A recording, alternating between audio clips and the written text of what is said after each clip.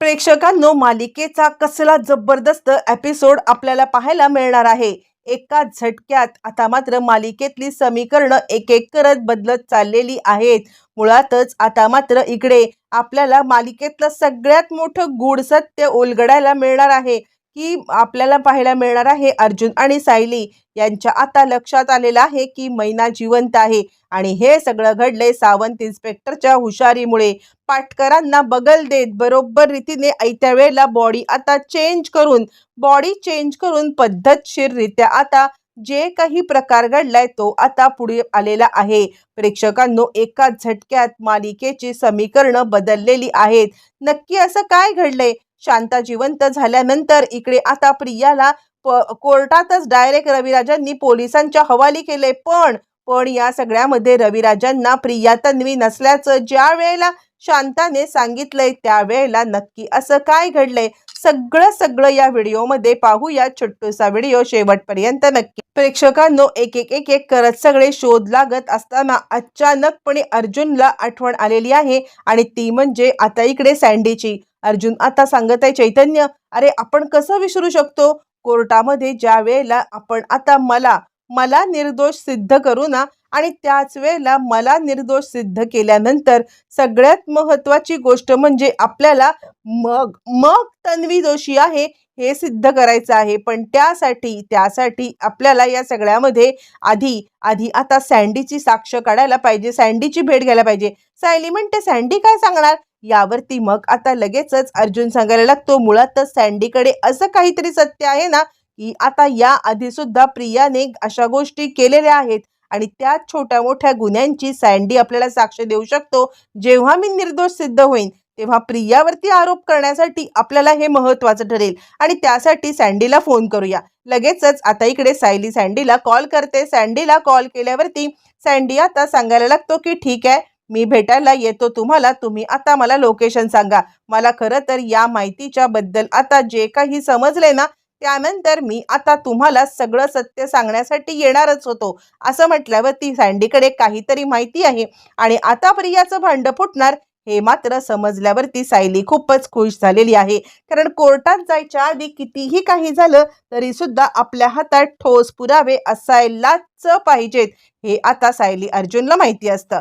त्यानंतर मग आता अर्जुन सायली हे सँडीला भेटायला निघालेत आणि त्यानंतर चैतन्यला सांगण्यात आलेलं आहे। चैतन्यला अर्जुन सांगतो, तू एक काम कर, तू या सगळ्यामध्ये फॉरेन्सिक डिपार्टमेंटचे जे काही आत्तापर्यंत आपण पुरावे सादर केले होते ना, ज्या पुराव्यांच्या मध्ये आता माझी फिंगरप्रिंट नाही आहे, पण आता कोर्टात काय सादर करायचं आहे की कुणाची फिंगरप्रिंट आहे। मग याच्यामध्ये आता इकडे संतोष येईल, त्याच्यामध्ये आता येईल ती म्हणजे प्रिया आणि शांता मावशी, या तिघांचे असण्याची शक्यता आहे ते शोधून काढ। यावरती मग हे दोघ जण सँडीला भेटायला निघालेले आहेत। तोपर्यंत इकडे आता विचार करत आहे ती म्हणजे साक्षी।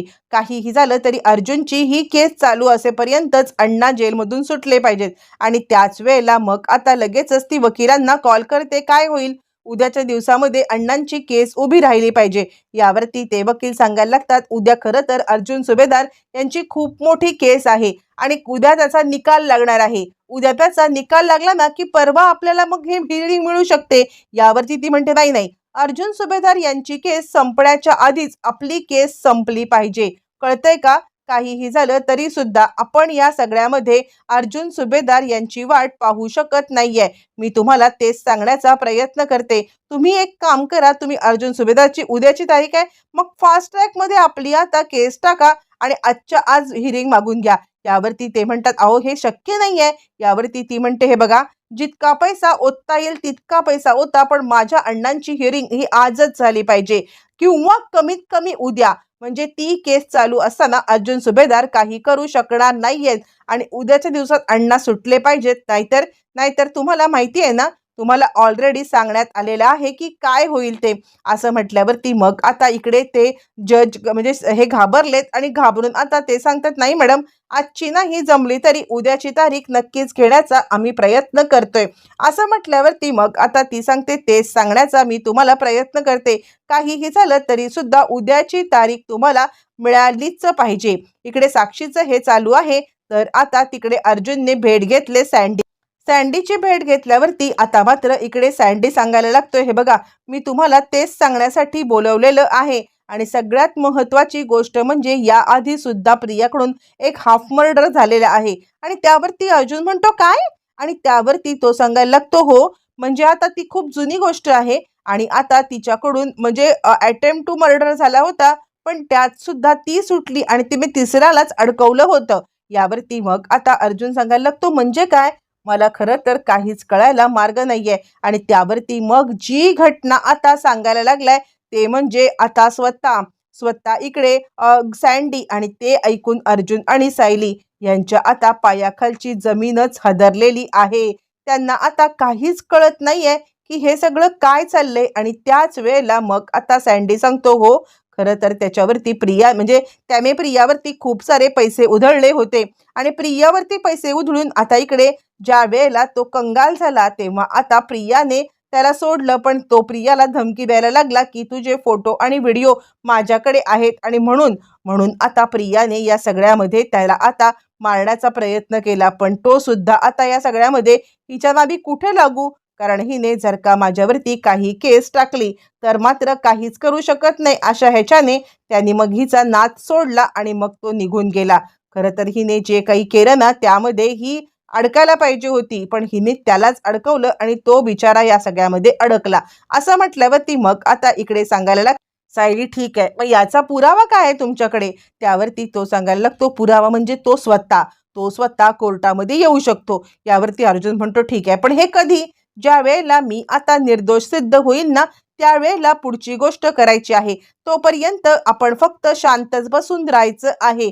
तोपर्यंत कोणत्याही बाबतीमध्ये आता आपण म्हणजे तिला असं दाखवायचं नाहीये की काहीही झालं तरी सुद्धा आम्ही तिच्या विरुद्ध साक्ष आता घेतोय, ही गोष्ट आपण बोलायची नाही. असं म्हटल्यावर ती सँडी सांगतो ठीक आहे. आणि त्यानंतर मग आता इकडे सांगायला लागते सायली, अजून एक काम करायचं आहे, प्रियाची भेट घ्यायची आहे. यावरती तो म्हणतो मी प्रियाची भेट घेऊ? यावरती ती सांगायला लागते हो, तुम्ही प्रियाची भेट घ्यायची आणि आता तिला विचारायचं आहे की काय चाललंय, कसं चाललंय, कदाचित ती काहीतरी मदत तुझ्याकडून मागू शकते. असं म्हटल्यावर ती सँडी सांगतो ठीक आहे. असं म्हणत सँडी आता प्रियाची आणि त्यानंतर तो प्रियाच्या समोर आलाय. प्रिया म्हणते काय रे? यावरती आता सँडी सांगायला लागतो, अगं काही नाही, म्हणजे आता काल खरं तर मी तुला एका माणसासोबत पाहिलं, पण तू तर म्हटलीस की तुझं लग्न झालं होतं. आता प्रिया गडबडले आणि प्रिया आता इथेच अडकले. त्यावरती प्रिया विचार करते, म्हणजे काय? म्हणजे हा माझा पाठलाग वगैरे करत होता की काय? असं म्हटल्यावरती मग आता लगेचच इकडे प्रिया सांगायला लागते, काय काय बोलतोयस तू? तो माझा नवरा होता. मी आता माझ्या नवऱ्यासोबत फिरीन, काही करीन. तू का या सगळ्यामध्ये उगाचच माझा आता पाठलाग करत आहेस? यावरती तो म्हणतो, मी आणि तुझा पाठलाग? मी का तुझा पाठलाग करेन? मी तुझा अजिबात पाठलाग करत नव्हतो. मुळातच या सगळ्यामध्ये आता इकडे तू तू आता त्या माणसासोबत होतीस ना त्या कॅफेमध्ये मी कामाला लागलोय. अशी काय करतेस? अगं त्या कॅफेमध्ये सगळीकडे सीसीटीव्ही फुटेज आहेत, तू विसरलीस का? आता मात्र प्रिया अशी घाबरले, म्हणजे तू मला ब्लॅकमेल करतोयस? यावरती सँडी म्हणतो, असं समज पाहिजे तर. यावरती प्रिया आता सांगायला लागते, हे बघ किती पैसे पाहिजेत बोल. यावरती सँडी म्हणतो, पैसे नको आहेत मला, मला तुझ्यासोबतची एक दिवस एक रात्र पाहिजे आहे. आता मात्र प्रिया इकडे गडबडलेली आहे. काय बोलतोयस, काय भान आहे की नाही तुला? यावरती तो सांगायला लागतो, अगं मी पाहिलं ना त्या मुलाला कशी आता चिटकून चिटकून तू तिकडे बसली होतीस आणि त्या मुलाला ज्या पद्धतीने तू चिटकून बसली होतीस ना त्यानंतर मला सांगायची गरज नाहीये की तू कोणत्या प्रकारची मुलगी आहेस. प्रिया आता गडबडले आणि ती विचार करते, मला किती खून करायला लागणार आहेत? म्हणजे आता हा सँडी डायरेक्ट मला ब्लॅकमेल करायला निघालेला आहे. आणि हे सगळं करत असताना मात्र आता मला आता ह्याला पण संपवायला पाहिजे की काय? आणि त्यानंतर प्रिया आता पटकन बोलून बसते, काय रे तुझ्या लक्षात आहे ना? तुला माहिती आहे ना मी काय करू शकते ते? तुला आता त्या समीरची गोष्ट माहिती आहे ना? यावरती तो सांगतो, मी कशी? आता हे सगळं रेकॉर्डिंग चालू आहे. बघा हा सँडी किती हुशार आहे. प्रियाकडून सगळं आता त्याने काढून घेतलेलं आहे. आणि त्यानंतर प्रिया म्हणते, तुला समीरची गोष्ट माहिती आहे ना? म्हणजे आता तो मला मला असाच ब्लॅकमेल करत होता. यावरती आता मात्र सँडी सांगतो, मी समीरला कसं विसरेन? समीर मला चांगलाच माहिती आहे ग. यावरती ती सांगते, मग लक्षात ठेव, जर का आता मला या सगळ्यामध्ये अडकवण्याचा प्रयत्न केलास ना तर तुझी सुद्धा तीच अवस्था होईल. जी अवस्था त्या आता समीरची झाली होती. प्रेक्षकांनो, एका झटक्यात रेकॉर्डिंग आता मात्र चालू झालेलं आहे आणि रेकॉर्डिंग चालू होऊन एका झटक्यात सगळ्या सत्याचा उलगडा सुद्धा झालेला आहे. बरं, आता सँडीला जितका पुरावा पाहिजे आहे तितका पुरावा सँडीने घेतलेला आहे आणि त्यानंतर सँडी सांगतो, ठीक आहे, काही हरकत नाहीये, मी कोणाला काही सांगणार नाहीये, असं म्हणत आता मात्र सँडी तिकडून निघून गेलाय. पण प्रिया या सगळ्यामध्ये चांगलीच आता घाबरलेली आहे. प्रिया विचार करते आहे, काहीही झालं तरी सुद्धा आता ह्या सँडीवर नजर ठेवली पाहिजे. बरं, इतकंच नाहीये आता हे सगळं चालू असताना अचानकपणे सायली आणि अर्जुनला एक कॉल आलेला आहे आणि सायली अर्जुनला कॉल आल्यावरती मग आता लगेचच इकडे सायली सांगायला लागते, कोण बोलतंय? आणि त्यावरती आता मात्र तिला सांगितलं जातं, त्याच्याशी तुम्हाला खरंच काही देणं घेणं नाहीये, पण तुम्हाला तुमच्या केसच्या संदर्भात जर का आता मोठा पुरावा पाहिजे असेल तर ताबडतोब ज्या लोकेशनवरती आम्ही तुम्हाला सांगतोय त्या लोकेशनवरती तुम्ही आता यायचं आहे, असं म्हटल्यावरती आता मात्र सायलीला काहीच कळायला मार्ग नाहीये. नक्की आता हे सगळं काय चाललंय? म्हणजे आता त्यावरती आता मात्र निनावी कॉल आल्यामुळे सायली अर्जुनला जरा आता म्हणजे धक्काच बसलेला आहे आणि त्यानंतर मग आता इकडे सगळं गोष्टी झाल्यावरती आता इकडे अर्जुन सायली त्या व्यक्तीला भेटायला निघाले. त्याच वेळेला सावंत इन्स्पेक्टरचा कॉल आलाय. प्रेक्षकांनो बघा, हा सावंत सांगतायत, लवकरात लवकर ज्या ठिकाणी मी लाईव्ह लोकेशन पाठवलंय त्या ठिकाणी पोहोचा. यावरती सायली म्हणते, पण आत्ता आम्हाला खरं तर या सगळ्यामध्ये म्हणजे काही झालं तरी तिकडे पोहोचायचं आहे. सावंत सांगायला लागतात, मीच तो कॉल केलेला आहे, तुम्ही ताबडतोब पोहोचा. आणि त्यानंतर मग आता दोघं जण अचानकपणे जिकडे आता पोहोचतायत तिथलं समोरचं दृश्य पाहून दोघांना खूप मोठा धक्का बसलाय.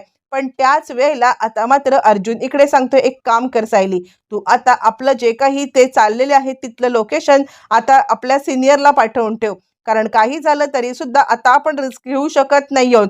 म्हणजे मागच्या वेळेला बघितलंस ना, जयेशच्या फोनवरून वेगळा कॉल आला होता आणि जयेशच्या फोनवरून आता इकडे या सगळ्यामध्ये आपल्याला काय सांगण्यात आलं, त्यामुळे मला असं इन्स्पेक्टर सावंतवरती विश्वास आहे. पण आता काहीही झालं तरी सुद्धा मला या सगळ्यामध्ये स्वतःवरती सुद्धा आता भीती वाटायला लागले. मग दोघं जण लगेचच रविराजांना कॉल करून आपलं आता हे पाठवतात आणि आपलं लोकेशन पाठवून रविराजांना तिकडे बोलवतात. पण ज्या लोकेशनवरती हे दोघं जण चाललेले आहेत, प्रेक्षकांनो, काय तिकडे आता इतका मोठा धमाका होणार आहे ज्याची आपल्याला काही कल्पना नाहीये. मुळातच या सगळ्यामध्ये याची कल्पना नसल्या कारणाने पुढे आता काय होतंय धमाका बघू. आणि त्यावेळेला समोर आता शांताला या अवस्थेत पाहिल्यावरती या दोघांना इतका मोठा धक्का बसलाय की काही बोलायला म्हणजे विषयच राहिलेला नाहीये. आणि त्यानंतर मग आता सायली सांगायला लागते, शांता मावशी, मला इतकी गिल्ट वाटत होती ना की माझ्यामुळे आता इकडे तुम्ही या अवस्थेत आमच्यामुळे पोहोचलात. खरं तर आता आम्हाला मदत करण्याच्या नादामध्ये तुमचा जीव गमावला याचं मला खूप हे वाटत होतं.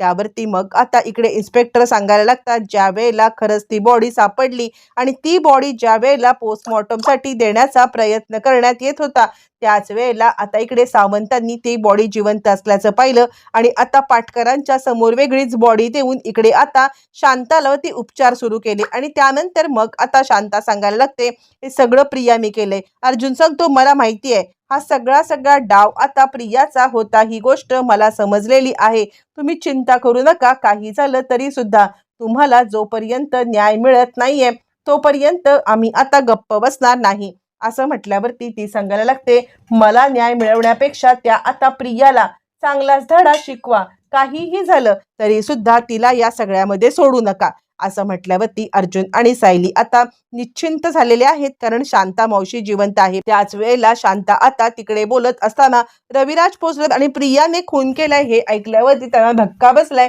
त्याच वेळेला शांता सांगते, मुळातच आता तुम्ही सगळं सत्य समोर आणा, ती बबली आहे, ती तन्वी नाही आहे, हे पण सत्य रविराजांच्या समोर आले. आणि पुढील भागामध्ये प्रेक्षकांनो, रविराज स्वतः आता आपल्या लेकीला, खोट्या लेकीला पोलिसांच्या हवाली करणार आणि गेम ओव्हर होणार.